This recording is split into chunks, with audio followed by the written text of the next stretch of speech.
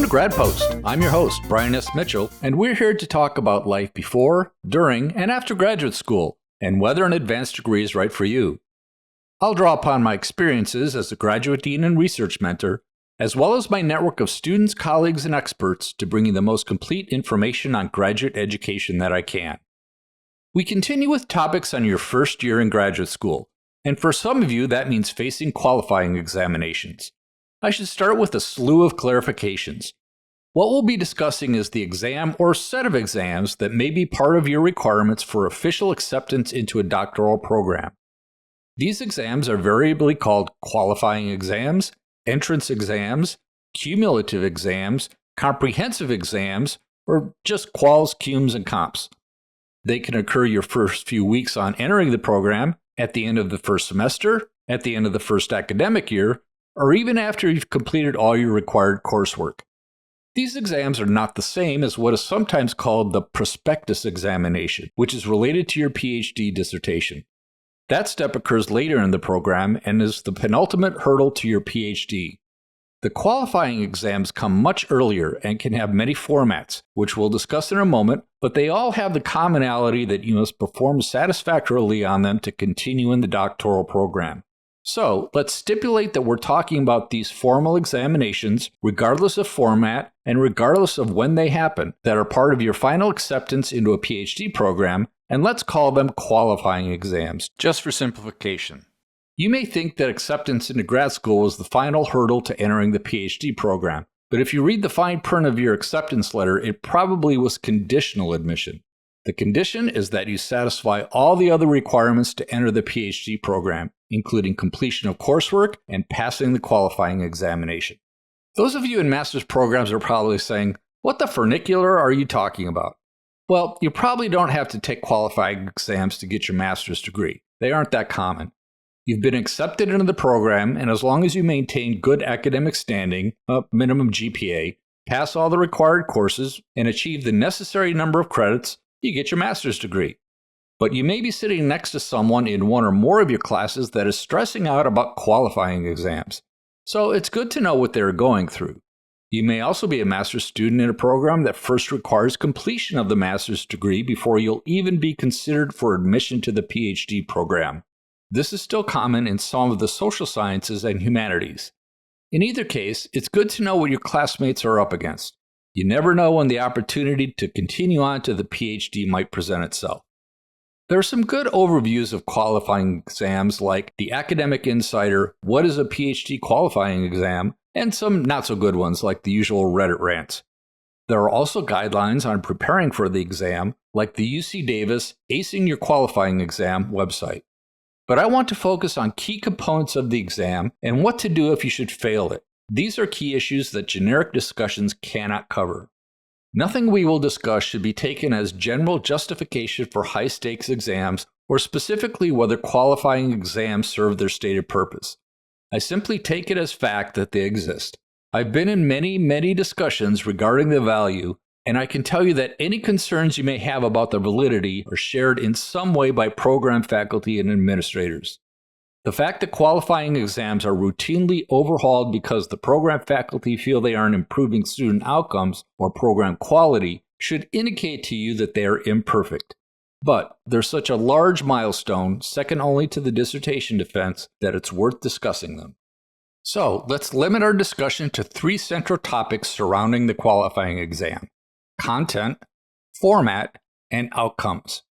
Keep in mind that there's a lot of variability surrounding even just the format and outcome of these exams beyond the issues of naming and timing that we've already touched on. I can't go into all the permutations these exams can take on, so I'm going to shoot for the middle and describe some of the most common characteristics regarding content, format, and outcomes. First, let's divide content into two broad categories, although we will see that there is definitely overlap: coursework-based and research project-based exams. There's a lot of debate over which emphasis is most effective, if at all. The program faculty I was part of went back and forth multiple times about the content and format of these exams, and we seemed to be in a continual state of revision and fine-tuning since no one was happy with them. None of those discussions are relevant here, but if you're asking yourself why there is such variation in exam content, it's because neither approach is perfect. The coursework-based exam is redundant because if you took the course and passed, why should you have to be tested again? And the research-based approach is testing you over something that you may have never done before. How can you be tested on research skills if you've never been taught those skills? Either way, the content will reflect some basic tenets of your discipline. The content can be broad, which is typically the approach of the coursework-based exams, or more specific to your subdiscipline or research specialty in the research-based approach. Regardless of the approach, you want to review your disciplinary foundations so that you're ready for any question. Second, the format can be of two types, written or oral. Either format can be used to evaluate both coursework and research-based exam content, and many qualifying exams today have both written and oral components. That creates too many possibilities to go into great detail on each variation, but there are basically 4 general categories of content and format as shown in the accompanying table. I won't go into the written exams based on coursework because this is essentially what you've been doing your entire academic career. Review the material, then be prepared to answer written questions on any of the content. These exams can be long and strenuous. I had to take 4 4-hour exams in grad school. That's probably the upper limit these days. Most today are more like a final exam. A written qualifying exam based on a research project is much different, however. You'll probably be given a research topic or asked to identify one. It might be in your designated research area, it might not be. It depends on the program. Regardless of the topic, you generally will be given a specific time period in which to submit your written report. In some instances, the report may actually take on the format of a research proposal, something you might submit to a funding agency justifying a request for funding. If you've never done this before, the learning curve can be steep. Follow the instructions you're given very carefully and try not to run afoul of the report requirements. I've saved the oral presentation formats for last because these can be the most daunting. Whether you're answering questions based on your disciplinary knowledge, your research project, or a little of both, how you comport yourself in front of the faculty or even your peers determines the level of success you'll have. I've seen some very smart and well-qualified people crash and burn in orals, and some so-so students with great communication skills excel in oral exams. Know which one you are and prepare accordingly.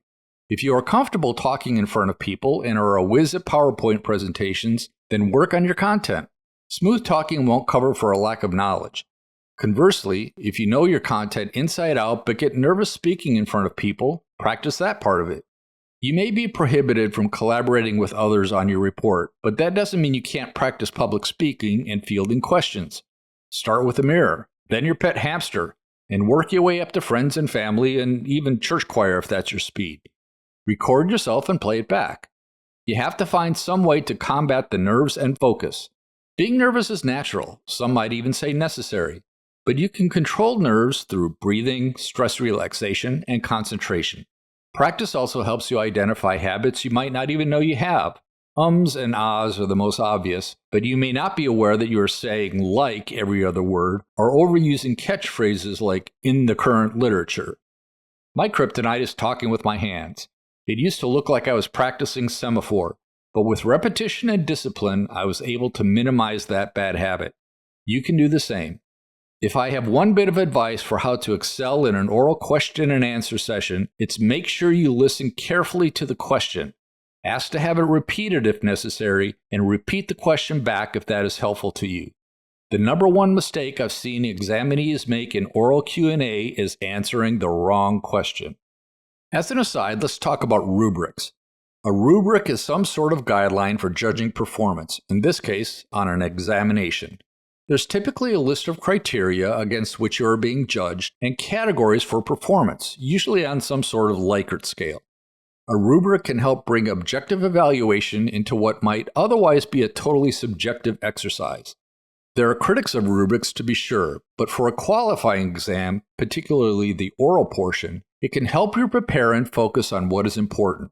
I provided a very general yet common rubric here for an exam that involves a research proposal followed by an oral presentation including Q&A. Sometimes weighting factors are used to give more emphasis to one or more portions of the exam, but you can clearly see what the important evaluative components are. Note that under Q&A, the ability to understand questions is an explicit review criterion, just as I mentioned earlier. A rubric may or may not be provided to you ahead of time, and you may or may not be given your formal score after the exam. In any case, the rubric is used by the examiners to provide context to their final determination, which leads us to our final topic. The assessment scale and thus the possible outcomes of the qualifying exam vary widely. Some are all or nothing, meaning if you pass, you're in, fail, you're out. Some programs have these two outcomes, but allow you to retake the exam again if you fail, probably not more than once. Others give you no such option. Still other programs insert a third option, which is kind of the same thing, sometimes called a conditional pass or a conditional fail, depending on whether you are a glass half full or glass half empty program. There are still the pass and fail options, but the conditional one in the middle means you are allowed explicitly to take the exam over again, or maybe do some kind of remedial action like additional coursework. Those of you in the pass category don't need any more advice. You get a virtual pat on the back from me, and the odds are good that you'll complete your PhD in a timely manner. But those of you in the fail or conditional pass-fail categories need a little guidance, so let's focus our efforts there. If there is a formal conditional pass-fail category, you'll have an opportunity to continue on in the program if you meet certain standards, such as retaking the exam at a later date. That could be 3 months from now, it could be a year from now, it could be after completing some other requirement like obtaining a master's degree or passing additional coursework. The variations are endless. There's not much in the way of guidance I can give here except learn from your mistakes and take advantage of a do-over. You don't always get such opportunities in life. Which brings us to the whole point of this podcast: what to do if you fail your qualifying exam. If you're fortunate, that might mean being able to take it again despite the finality of the outcome. If that's the case, see the previous conditional pass-fail comments. But if you outright failed it, you're not getting into the PhD program here. You have some options, even though it may not seem like it. First and foremost, take a deep breath and congratulate yourself for making it this far. No, really. There's only a few thousand people each year who make it this far, and you need a little perspective. If you need to, seek out professional services to help you cope with your disappointment. Maybe this is the first time you've actually failed at something. It's not unusual to need some assistance dealing with it. Once you have a little distance, catalog your options. Actually write them down and start doing a cost-benefit analysis. Is there a possibility to retake the exam, even if there's no formal mechanism? Is there precedent in the program for someone retaking the exam, even if the guidelines say you can't? Look, I'm a stickler for rules, and I've had to tell several students that they just weren't going on. But I've also recognized that there can be extenuating circumstances. It may take some convincing and documentation, but if you really feel like you need another opportunity, go ahead and ask. But be prepared to be told no. Honestly, I'm not even sure if lobbying for a retake is your best course of action. Here's why. If you failed a qualifying exam, then the universe is trying to tell you something. Not that you're a failure, we've covered that already, but that this program is probably not right for you. It does not necessarily mean that you are not doctorate material. It just means that you're not doctorate material at this institution. So my most general advice is to start looking elsewhere to pursue your career. Again, you have several options. Maybe there are other doctoral programs at that same institution that are a better fit for you. Sometimes it is possible to transfer into another program at the same place. This can be a viable option if you have reasons to stay where you are, like your partner or significant other is also at that institution or has a great job in that town. Be careful though. Sometimes transferring after a failed exam is not possible, and again, this institution just may not be for you. What I would highly recommend then is moving on with your career somewhere else. The two most common options are to get a job using your current or anticipated degrees, more on that in a minute, or to apply to another PhD program somewhere else. In both instances, timing is everything. To this point, I've ignored when these qualifying exams take place, since that can vary widely. But timing is really important. If you fail the exam, you need time to figure out what's next, and most programs recognize that. This is why the terminate with a master's degree option is often offered to those failing a PhD qualifying exam. There's a lot of stigma around this option. Terminating with a master's is sometimes derogatorily referred to as getting a consolation prize, a term I really hate. But don't let anyone tell you that it is anything less than a valuable post-baccalaureate degree.